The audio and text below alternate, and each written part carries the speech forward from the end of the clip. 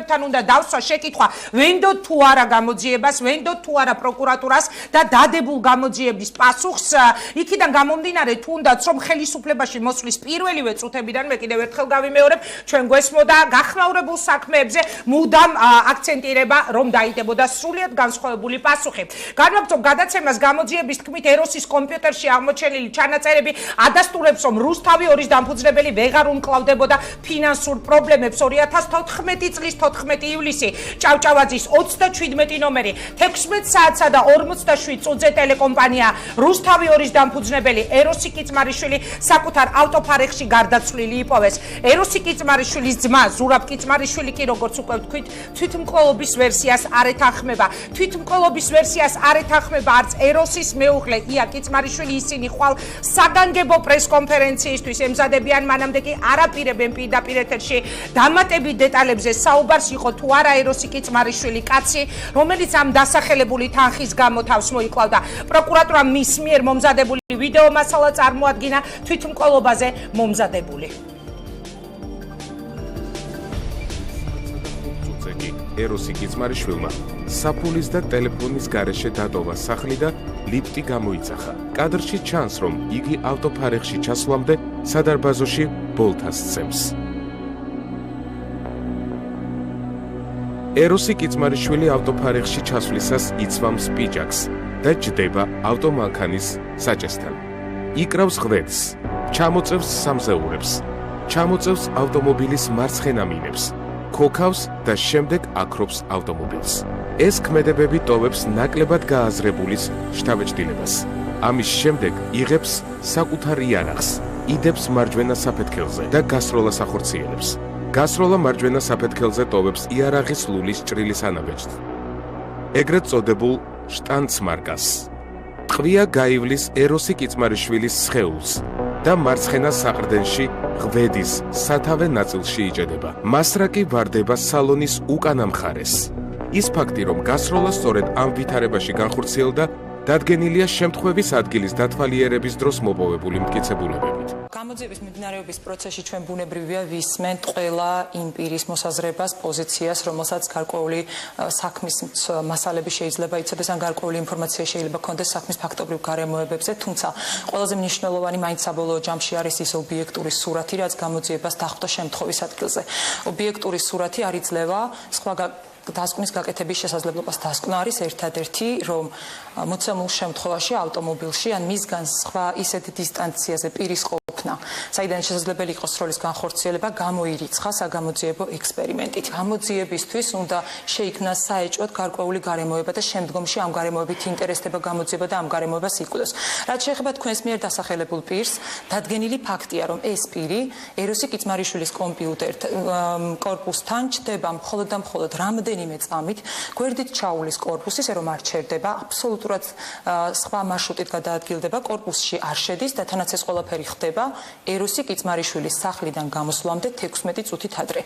შესაბამისად, ფაქტია, რომ პირი დავასრულებ თუ შეიძლება, მე როგორც დასაწყისში გითხარით, პირველ რიგში ინტერესდება გამოძიება კონკრეტული პირით და შემდგომში ხდება ამ პირის მოძებნა. პირი, რომელსაც არ შეიძლება ქონდეს საქმესთან კავშირი, მომხდართან კავშირი, ბუნებრივია, ამ პირით გამოძიება არ ინტერესდება.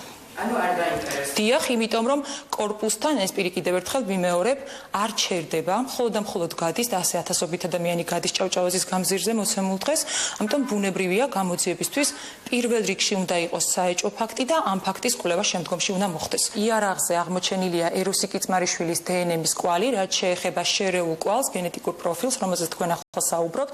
დიახ, შერეული პროფილი არის დადგენილი. მას შესაძლებელი ბუნდოვანი გარდაცვალება, რომელიც დღეს გახსნილად გამოცხადა და რომლის ოფიციალური ვერსიის ბევრმა არ დაიჯერა. გაჩნდა იმის მოლოდინიც, რომ ეროსის საქმის შემდეგ არჩევნებამდე შესაძლოა ზურაბ ჟვანიას საქმეც გახსნილად გამოცხადეს, რომელზეც ხელისუფლებამ, როგორც უკვე ვთქვით, მოსვლის დღიდან ქართულმა ოცნებამ დადო დაპირება, რომ სრულიად განსხვავებული ვერსია დაიდებოდა ყოფილი პრემიერის გარდაცვალებაზე.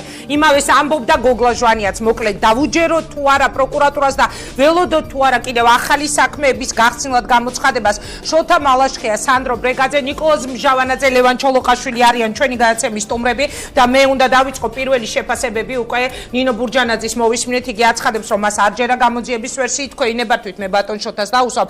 პირველ შეკითხვას თქვენ ადამიანი ხართ, რომელიც მას იცნობდით, თქვენ ხართ ადამიანი, რომელიც მას კარგად იცნობდით, ხო ალბათ?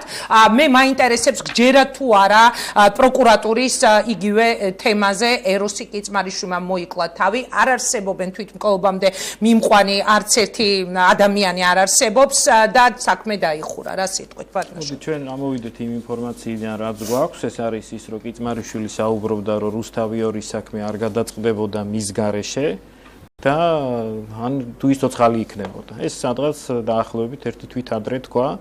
ამის შემდეგ კიწმარიშვილი მოკლული ნახეს, ახლა თვითონ ვერსიებთან დაკავშირებით რომ სადღაც $350,000 გულისთვის ამ ადამიანმა თავი მოიკლა. ეს უბრალოდ სასაცილოა, მაშინ დამთავრობის ყველა წევრმა თავი უნდა მოიკლას, იმიტომ რომ კრედიტები აქვს ყველას აღებული იმის რა ქართულ ბანკში და შეგიძლიათ შეამოწმოთ მათი რაოდენობა გაცილებით მეტია კიწმარიშვილის აღებულ კრედიტებთან დაკავშირებით და მათი დაფარვის თანხებიც გაურკვეველია საერთოდ. ამიტომ ეს ვერსია ცხადია არანაირ ლოგიკაში არ ჯდება, სხვა რაღაც ვერსია რო შემოეთავაზებინათ კიდე მესმის. აქ საუბარია ამახვილებენ იმ ყურადღებას, ხა მე სამედიცინო განათლება მაქვს და ვიცი რომ მიბჯენით გასროლის შემთხვევაში ეს ყვალი ჩდება, ამას არავინ არ უარყოფს და ექსპერტიზა ასევე დაამტკიცებდა ამას, მაგრამ სხვა გარემოებები ხა ის რომ ბოლთას ცემდა და ჩავიდა თავის ფარეხში, ავტოფარეხში ღვედი გაიკეთა და შემდეგ თავი მოიკლა, არანაირ ფსიქოლოგიურ ლოგიკაში არ ჯდება, მაშინ უნდა დაამტკიცონ რომ ეს კაცი იყო შეურაცხმელი რეალურად. ან წინა პერიოდში წარმოიდგინეთ ის არჩევნებში ღებულობდა რუსთავში მონაწილეობა, შემდეგ ჰქონდა გრანდიოზული გეგმები და ყველაფერს თავი დავანებოდა. კი, საუბრობდა თავის სამომავლო მედია გეგმებზე და ძალიან აქტიურ პოლიტიკურ სულებს გეგმავდა. ჭავჭავაძეზე მისი სახლი მთლიანად დაფარავდა იმას, რაც რეალურად გააჩნდა. გარდა ამისა, ეს რაც გონება ჩანს, გარდა ამისა, მას ეკნებოდა კიდე სხვა პროკურატურა გაიყიდებოდა და ანუ ეს ვერსია ძალიან აბსურდულია. ანუ თქვენ ფიქრობთ, რადგან დაიწყეთ საუბარი, რომ ეროსის გარდაცვალება უკავშირდება რუსთავიორის წილებზე მის მიერ გაკეთებულ განცხადებას? ეს არის მის მიერ ნათქვამი, ისა იყო აქტიური პიროვნება, ღებულობდა ყველანაირ პროცესებში მონაწილეობას, როდესაც არააქტიური იყო, მაშინაც ჩართულობის ხარისხი მისი საკმაოდ მაღალი იყო, ამიტომ ეს ადამიანი გათიშულია დღევანდელ დღეს პოლიტიკური ცხოვრებიდან კი არა საერთოდ და რეალურად თქვენ ნახეთ როგორ მოხდა ეს რუსთავიორი მიანიჭეს კიბერხალვას. კარგით, ვიდრე მე კიდევ სხვა შეკითხვებსაც დაგისვამთ, კიდევ რა კითხვის ნიშნები გაქვთ. მანამდე რომ მითხრათ, ანუ თქვენ ავითარებთ ვერსიას რომ იგი მოკლეს და მე გადავალ სხვა სტუმრებთან და ვის შეიძლებოდა მაშინ რომ მოეკლო. პირველ რიგში შეიძლება ითქვას, რომ ის ვერსია, რაც პროკურატურა ავითარებს, არის სრული აბსურდი. რეალურად რა მოხდა იმ წინა პერიოდში თან წარმოიდგინეთ გვეუბნებიან რომ 600 ადამიანი დაკითხეს და ეკითხათ ის ერთი ადამიანიც რომელიც რატომღაც არ ჩათვალა პროკურატურამ რომ მოეძებნა აი ვიზეც არის საუბარი რომ გაიარა მაგრამ 15 წუთი წინ გვეუბნებიან რომ 600 ადამიანი დაკითხეს მოეძებნათ ის ერთი ადამიანიც და ესეც არ იქნებოდა 601 ადამიანი სადაც 600 დაიკიცხა იქ 600 თან რა არის იცით რომ იმ ფაქტებთან დაკავშირებით იგივე ზურაბ ჟვანიაზე საუბრობდით თქვენ ზურაბ ჟვანიაზე მე უნდა დავსვაკეთ 11 წლის წინანდელ ამბებზე ვერ დაადგინეს და ვერ მოიყვანეს დასკვნა, სადაც FBI-ის დასკვნები არსებობს და ეს სიტუაცია 2 წელიწადში ესე სწრაფად, ასეთი კითხვის ნიშნების ქვეშ და ის ფაქტი, რომ მხოლოდ $350,000 უკავშირდება, აი ეს როგორ გაიხსნა? თათუხაშვილის საქმე რაზე არ გაიხსნა, იგივე შოთაძე რო გვიმტკიცებდა, რომ ცხაურიდან გაძვრა, თქვენ გახსოვთ, ანუ უამრავი ფაქტია და მაინც და მაინც ეს წინასაარჩევნოდ რუსთავიორის გადაწყვეტილების შემდეგ რატო გაიხსნა ბრწყალებში? საინტერესოა, რუსთავიორის წილების თაობაზე არაერთხელ იყო საუბარი, როდესაც ეროსის გარდაცვალების ვერსიებზე იყო. თქვენ გახსოვთ, სქემას ხატავდა თვითონ და ლაპარაკობდა, რომ აქ მე ვარ ჩართული ამ მომენტს ჩემს გარეშე ვერ კი, მან თქვა, რომ როდესაც ილაპარაკებთ რუსთავიორზე, ეს არ შეიძლება მოხდეს ჩემს გარეშე. ეს იყო პრაქტიკულად მისი ერთ-ერთი ბოლო საუბარი რუსთავიორის თემაზე. რა სიტყვით თქვენ ბატონო სანდრო ვერსიის არ შეერა. ნინო ბურჯანაძემ პირდაპირ ეთერში თქვა, რომ არ შეერა მისი ამ ვერსიის. ბატონი შოთა ფიქრობს, რომ იგი შეიძლება უკავშირდებოდეს სწორედაც რომ რუსთავიორის წილების თემას. რა თქმა უნდა, დღევანდელი გადასახედიდან და მით უმეტეს, როდესაც მე პირადად არ ვიცნობ ამ საქმის მასალებს და არც არავინ არ იცნობს და ალბათ უახლოეს ხანებში ცნობილი გახდება უკვე საქმის მასალების საზოგადოებისთვის, ძნელი არის რაიმეს მტკიცება. რა თქმა უნდა, შესაძლებელი არის, რომ კითხვის ნიშნებიც იყოს იმ პროკურატურის იმ დასკვნასთან დაკავშირებით, რომელიც დასკვნაც ჩვენ დღეს მოვისმინეთ. მაგრამ აქ, როდესაც ხდება ეროსიკი წმანაშვილის გარდაცვალების თუ მკვლელობის დაკავშირება რუსთავი ორის საქმესთან, მე ვფიქრობ, რომ სწორედ ნაციონალური მოძრაობა იყო ის ძალა, რომელმაც ეროსიკი წმანაშვილის რუსთავი ორი წაართვა თავის დროზე და ნაციონალური მოძრაობა ის საუბრობდა მუდმივად, რომ ნაციონალური მოძრაობა არის დამნაშავე მის წინაშე, ნაციონალური მოძრაობა არის ის ზალა, რომელმაც ყაჩაღურად თუნდაც ეროსიკი წმარიშვილს წაართვა რუსთავი ორი და ჩვენ კარგად გვახსოვს მისი განცხადებები ამ საკითხებთან დაკავშირებით. ამიტომ მე ვფიქრობ, რომ ცოტა უხერხული არის, როდესაც ვსაუბრობთ ჩვენ იმაზე, რომ თითქოს და დღევანდელ ხელისუფლებას არ სურდა და არ სურს, რომ ეროსიკი წმარიშვილის სახელი ამოტვირთებული იყო რუსთავი ორის პროცესში. მე ვფიქრობ, რომ ესე არ არის. მით უმეტეს, როდესაც ამას საუბრობენ იმ პოლიტიკური ძალის წარმომადგენლები, რომლებმაც პირდაპირ წაართვეს რუსთავი ორი ეროსიკი წმარიშვილს, ეროსიკი წმარიშვილი ჩააგდეს ხშირ შემთხვევაში გამოუვალ მდგომარეობაში და მე გავიხსენებ აგრეთვე ეროსიკი წმარიშვილის საკმაოდ ვაჟკაცურ ნაბიჯს, რომელიც მან გადადგა საგამოძიებლო საპარლამენტო კომისიის ხტომაზე, რომელიც იკვლევდა აგვისტოს ომის მოვლენებს, როდესაც ელჩი იყო, როდესაც გივით არგამაძე და დანარჩენი ნაციონალური მოძრაობის წევრები პირდაპირ ფიზიკურ ანგარიშსწორებაზე გადავიდნენ ეროსიკი წმარიშვილის წინააღმდეგ. ამიტომ ჩვენ არ გამოვიწყოთ, რომ მე არ ვამტკიცებ არც იმას, რომ ეს თვითმკვლელობა არც მკვლელობა არის, მაგრამ არ გამოვიწყოთ, რომ თუ კი ეს მკვლელობა არის, ამაში მიხეილ სააკაშვილის და ნაციონალური მოძრაობის ხელიერიოს, რადგანაც მათზე ძალიან ბევრი რამ ქონდა სალაპარაკო ეროსიკი წმარიშვილის და ეროსიკი წმარიშვილი კარგად მოგეხსენებათ, რომ ძალიან დაპირისპირებული იყო ნაციონალურ მოძრაობასთან. ამიტომ მოდით ანუ თქვენ არ გამორიცხავთ მკვლელობას, მაგრამ ამ შემთხვევაში დამკვეთს ხედავთ ნაციონალურ მოძრაობაში ამას. რა თქმა უნდა, ეხლა როდესაც საუბარი არის, რომ რუსთავი ორის გულისთვის ხელისუფლებას აკავშირებენ მის მკვლელობის საქმეს, როდესაც ამაზეა საუბარი, ბევრად უფრო დამაჯერებელი ჩემთვის და საზოგადოებისთვის არის ის, რომ ეროსიკი წმარიშვილი არანაირად რადიკალურად არ იყო დაპირისპირებული ხელისუფლებასთან, ის იყო დაპირისპირებული ნაციონალურ მოძრაობასთან, მიხეილ სააკაშვილთან და ყველამ ძალიან კარგად იცის, რომ ეს ესე იყო. ამიტომ მე თვითონ საქმის მასალებზე ვერაფერს ვერ გეტყვით, მე დაველოდები და ჩემი კომპეტენციის ფარგლებში თუ კი მექნება ამისი დამადასტურებელი საბუთები, რა თქმა უნდა, შემდგომში შემიძლია სანდრო, დაგიბრუნდები, მე მანამდე მინდა ეხლა თქვენ ახსენეთ ნაციონალური მოძრაობა, ნაციონალურმა მოძრაობამ საგანგებო ბრიფინგზე ასეთი რამ განაცხადა, რომ ეს იყო ძალიან სუსტი მტკიცებულება, რაც წარმოადგინა პროკურატურამ და ამას არავინ დაიჯერებს. ამით პროკურატურამ დაადასტურა, რომ არ არის სახელმწიფო ინსტიტუცია და არის ერთი ადამიანის მსახური, რომელიც არის ბატონი ივანიშვილი, რომელიც ობიექტური გამოძიების ფარგლებში უნდა დაკითხულიყო, იმიტომ რომ რამდენიმე ხნით ადრე ბატონი კიწმარიშვილი ამბობდა და მიუთითებდა, რომ ივანიშვილი ვერ წაიღებდა რუსთავი ორს იმ შემთხვევაში, თუ კიწმარიშვილი იქნებოდა ცოცხალი. რეალურად მან სიტყვით განაცხადა, რომ მისი მოშორების გარეშე რუსთავი ორის ბატონი ივანიშვილი რუსთავი ორს ვერ წაიღებდა. ნიკა, რა სიტყვით თქვენ ამაზე? ნაციონალური მოძრაობის განცხადებების საერთოდ მოსმენა და ანალიზი ცოტა არ იყოს ლოგიკას მოკრებულია, იმიტომ რომ ეხლა მოდი სამართლებრივ ჭრილში განვიხილოთ აი ეს ფაქტი, რაც ჩვენ ვიხილეთ. ეხლა მე იურისტი ვარ და სამართლებრივად გავანალიზებ ყველაფერს. იცით რა არის? საერთოდ როდესაც ვლაპარაკობთ, აი მე არ მჯერა, მე ვერ დავიჯერებ. საერთოდ ადამიანების, სხვა ადამიანების შეფასება და სხვა ადამიანის ქმედებებზე პასუხს ვერ ვაგებთ და ვერც საკუთარ თავზე ვერ ვაგებთ, ზოგჯერ პასუხებს ისეთი მდგომარეობა ისე მიდის ზოგჯერ აქედან გამომდინარე, ეხლა როდესაც დღეს ჩვენ ვიხილეთ პროკურატურის განცხადება და მე პრეს-რელიზი ვნახე, იქ ოფიციალური განცხადება დაიდო, სადაც აღნიშნულია, რომ უამრავი ექსპერტიზა იქნა ჩატარებული, რომ 600 ადამიანი გამოიკითხა, რომ ბოლოს და ბოლოს ჩვენ თუ არ გვჯერავს პროკურატურის, ხო უნდა დავიჯეროთ დაზარალებულების აყვანილი ექსპერტების და ის ექსპერტები იზიარებენ იმ პროკურატურის პოზიციას, რა პროკურატურავად ის ექსპერტები იქნებიან დღეს ტელეკომპანია პირველი სტუმრები და ისაუბრებენ, მაგრამ ოჯახს არ ჯერავს. ოჯახს არ ჯერავს, იმიტომ რომ ეხლა თქვენს კარგად მოგეხსენებათ ინგა, რომ ჩვენ ვარ ქრისტიანული ქვეყანა. დავამთავრებ ერთი წამი ჩატონოშოთ და დავამთავრებ და მე შეგიძლიათ დააზუსტოთ, მაგითო გეუბნებთ, ექსპერტის იგი თქვენ ამბობთ, რომ ექსპერტიზა შეუძლია დაადგინოს თვითმკვლელობა იყო თუ მკვლელობა? არა, უყურეთ რა ხდება.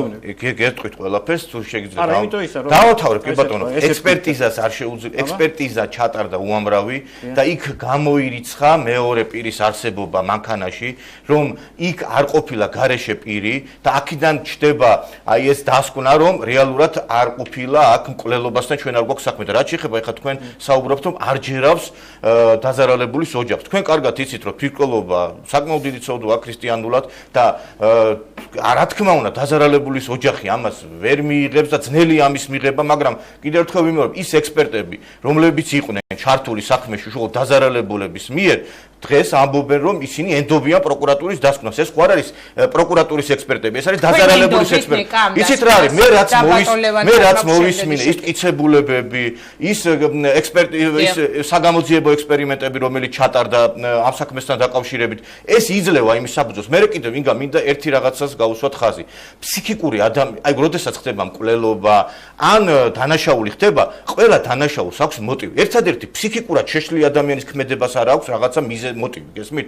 ანუ ამ შემთხვევასაც, როდესაც ადამიანი მიდის ამხელა ნაბიჯზე რომ იკლავს თავს, რაღაცა მოტივი ხო არა? მაგრამ ეს მოტივი და მოგცა ასეთი პასუხი გამოძიებამ, რომ იყო ფინანსური კრიზისი. მოდით ეხლა რა პირდაპირ ეროსის ქონებრივი მდგომარეობა 350,000 დოლართან მიმართებაში არ იყო ისეთი მძიმე, ყველამ ვიცით, მას ამვალების გამო თავი მოეკლა. პროკურატურის განცხადება იმასთან დაკავშირებით, რომ კიდა თუ არა აი ამ სწორედ ამ ვალის გამო მოიკლა თავი, ესეთი კატეგორიული და მტკიცებით ფორმაში არ იყო ნათქვა. არც სხვა ვერსია პროკურატურამ თქვა. მოდიში დავამთავრეთ, ბატონო და თქვენ ისაუბრებთ, მე მოდი ერთმანეთს ვთქვათ. პროკურატურამ თქვა, რომ ესე იგი ბატონ კიწმარიშვილს გააჩნდა ვალები და შესაძლოა ეს გამხდარიყო მისი თვლილობის მოტივი, მაგრამ დღეს მე სოციალურ ქსელში usmenდი სხვადასხვა პოზიციებს, აი ამ ვალის გამო მოიკლავ და არავინ არ ამბობს, ეს შესაძლოა გამხდარიყო. შეიძლება ამ ვალების გარდა კიდევ სხვა პრობლემები იყო ამ ადამიანთან მიმართებაში. ჩვენ ხო ეს არ ვიცით, მაგრამ მოგდი ერთ რამეს გავუსვათ ხაზი, რომ იმ მანქანაში, სადაც განხორციელდა ეს გასროლა, სხვა გარეშე პირი არ ყოფილა. აი ეს არის მთავარი. იმიტომ რომ ეს არის დადგენილი ექსპერტიზებით ინგა, ეს არის დადგენილი საგამოძიებო ექსპერიმენტებით და მე ერთ რამეს მინდა ხაზი გავუსვა. ბატონი შოთა საუბრობდა ეხლა რომ 2 წელიო ძალიან ცოტა დრო არისო. იცით რა არის ხა?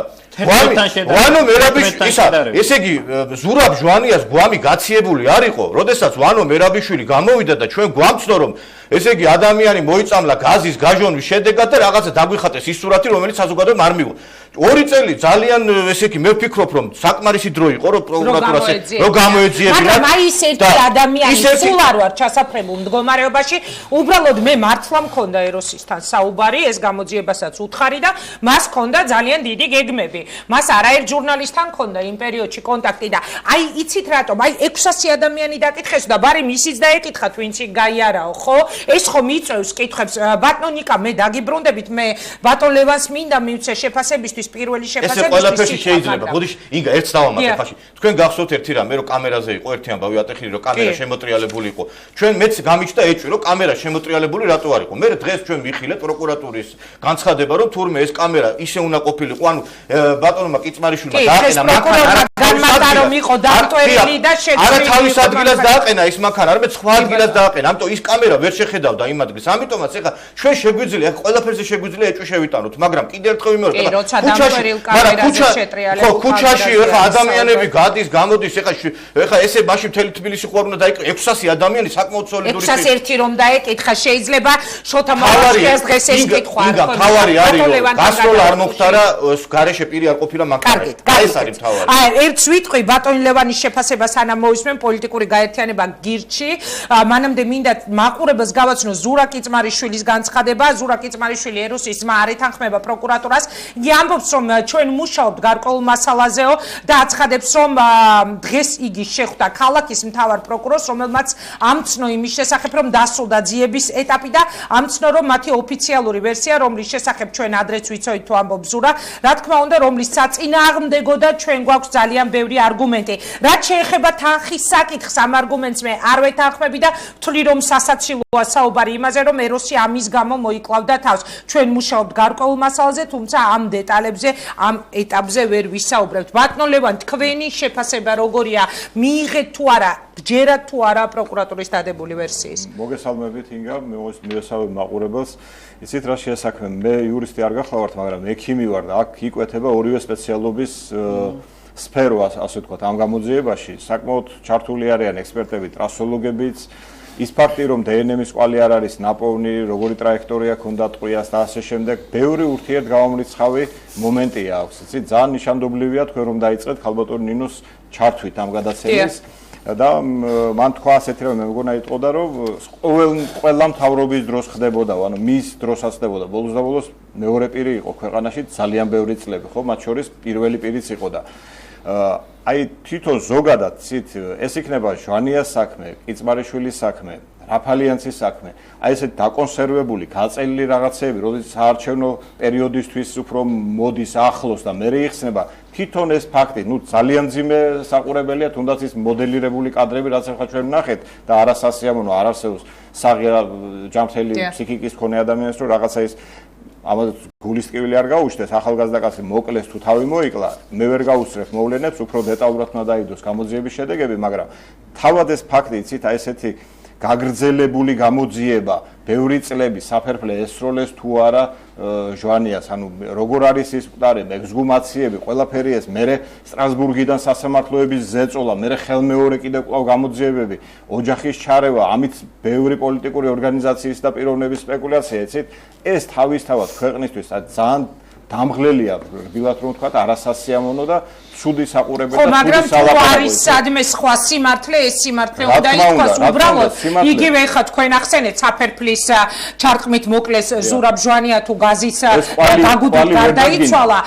ჩვენ ამაზე პერიოდულობით განსაკუთრებით ერთი თვალშისაცემი დეტალია, მე ეს უნდა ვთქვა, არჩევნების წინ ეს თემა ყოველთვის აქტიურდებოდა ხოლმე სამწუხაროდ. მეოთხე წელი ისე სრულდება, რომ კბილაშვილი დებდა ამის პირობას, რომ დადებდა, მე მყავდა ის პირადად სტუმრად და მათ შორის რაულ იუსუპოვის მამაც და გოგლა ჟვანიაც ამბობდნენ, რომ პროკურატურას ჰქონდა სრულიად სხვა ვერსია, მაგრამ დღემდე არ დადებულა. ეგება და კითხვებს იწევს სწორედ ის, რომ აი იგივე არჩევნების წინ მოხდა შარშან ჯერ კიდევ ზურა კიცმარიშვილი ადვოკატებთან ერთად საუბრობდა იმაზე, რომ როცა პროკურატურასთან მათ ჰქონდათ ურთიერთობა, პროკურატურისგან ჰქონდათ ასეთი პასუხი, რომ საქმეში იყო გამოკვეთილი სხვა ადამიანების სახელები და გვარები. დღეს კი პროკურატურა ჩვენ გვეუბნება, რომ არავინ არ არის ეჭმიტანილი, თუნდაც თვითმკვლელობამდე მიყვანით. ეს რა არის თქვენთვის? ეს არის კიდევ ბლომად კითხვის ნიშნები, რომელიც არსებობს უმისოთაც, კიდევ დროდადრო ჩდება და მე ვისურვებდი, რომ საქართველოს პროკურატურა იყოს ისეთი ფორმაცია, რომელიც არ გამოიწვევს აი ესეთ კითხვის ნიშნებს. ასეთ კითხვის ნიშნებს ამოხსნას მოუწევს და არა პერიოდულობით უფრო და უფრო, რაც უფრო შედის ძიების პროცესში და სანამ დაიდება საბოლოო მასალები, ახალი რაღაც აი ესეთი ბურუსით მოცული ამბები ჩდება.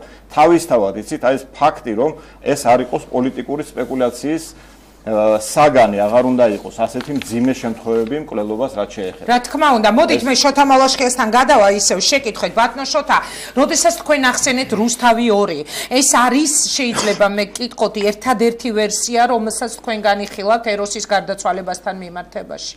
არა, რა თქმა უნდა, უბრალოდ მე ის ფაქტი აღვნიშნე, რაც ყველამ ერთად ვიცით და ვნახეთ რეალურად. შეიძლება სხვა რაღაცეებიც არსებობს, ამაზე პროკურატურას უნდა გაეცა პასუხი. აქ სისტრაფეზე იყო საუბარი და ამ სისტრაფით შეეძლოთ მერაბიშვილის საქმე გამოეკულიათ, თქვენ ნახეთ.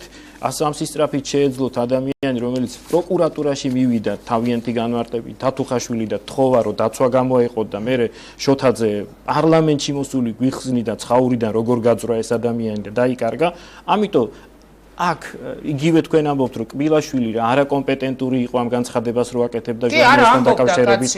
დაიდებაო განსხვავებული ვერსია იურისტი არ იყო. აქ საუბარი იყო, იმიტომ ვკითხე ბატონს მე რომ იურიდიულად კი არ მტკიცდება ეს ისე. იურიდიულად ვარაუდს გამოთქვამენ შემდეგ. სამედიცინო ექსპერტიზით მტკიცდება მხოლოდ ის, რაც მტკიცდება, არც მკვლელობა მტკიცდება, არც თვითმკვლელობა. უბრალოდ აღნიშნავენ, რომ რგოლი მიბჯენით არის გასროლილი. აი ეს მტკიცდება, მეტი არაფერი არ მტკიცდება. მაგრამ რაც შეეხება მანქანაში სხვა დნმ არ იყო.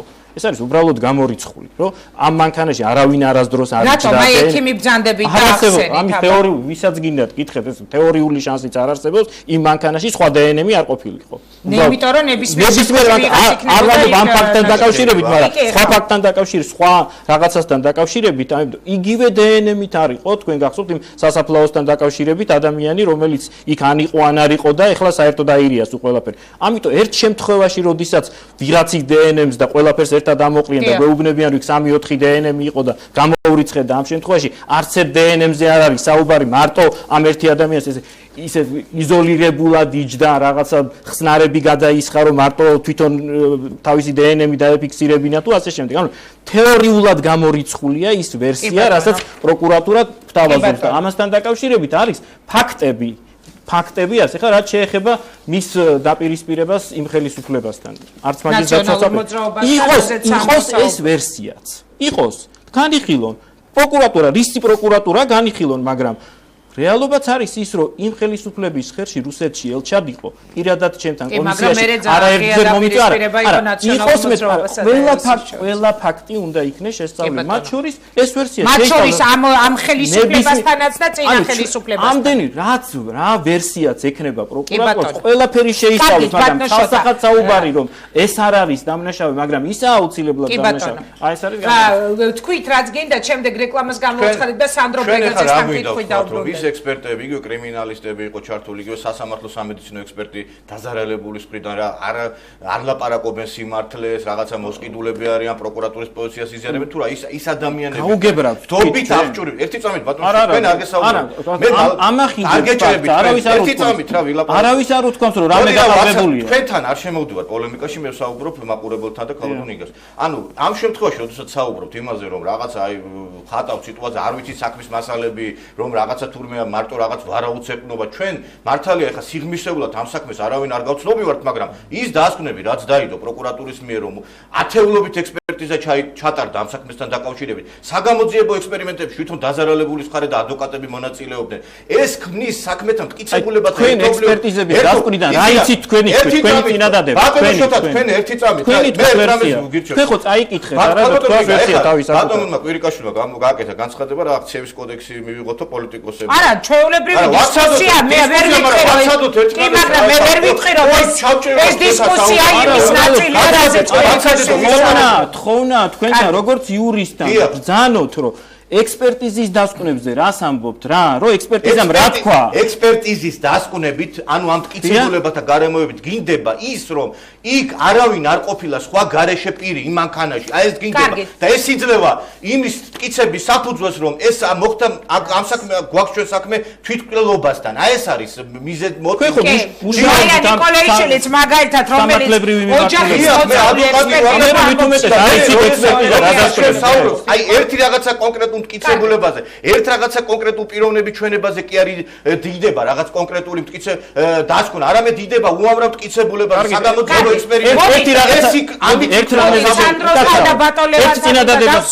ერთ რამეზე შევთანხმდეთ, რომ ინფორმაცია ამ ექსპერტიზასთან დასკვნებთან დაკავშირებით გაცილებით ნაკლები გვაქვს თქვენც და მეც, ვიდრე აქვს მისი ოჯახის. მაია ნიკოლაიშვილი მაგალითად ერთი წუთით, მაია ნიკოლაიშვილი ამბობს, რომ გამორიცხული იყო თუნდაც ვიღაცას ხელი შეეყო მანქანაში ექსპერტიზით ეს პასუხი დაიდო და აი ესე მიბჯენით მოეკლა. იგი საუბრობს იმაზე, რომ ამ ექსპერტიზით არ გამოიკვეთა, რომ მანქანაში მის გვერდით ვინმე იჯდა და ასე შემდეგ. თუმცა მოდით რეკლამა უნდა გავუშვა. კითხვა არ გაგიჩნდათ ბატონო ნიკა არანაირი პროკურატურის ამ დასკვნასთან? აი რანაირად უნდა, როდესაც მე ამბობს დაზარალებულის ექსპერტები, რომლებიც დაზარალებულებმა აიყვანეს ხო ექსპერტები და კვალიფიციური ეს ადამიანები არიან თავიანთი საქმის პროფესიონალები. საქართველოს შეიძლება თამამად იყოს ნომერ პირველი ექსპერტები არის.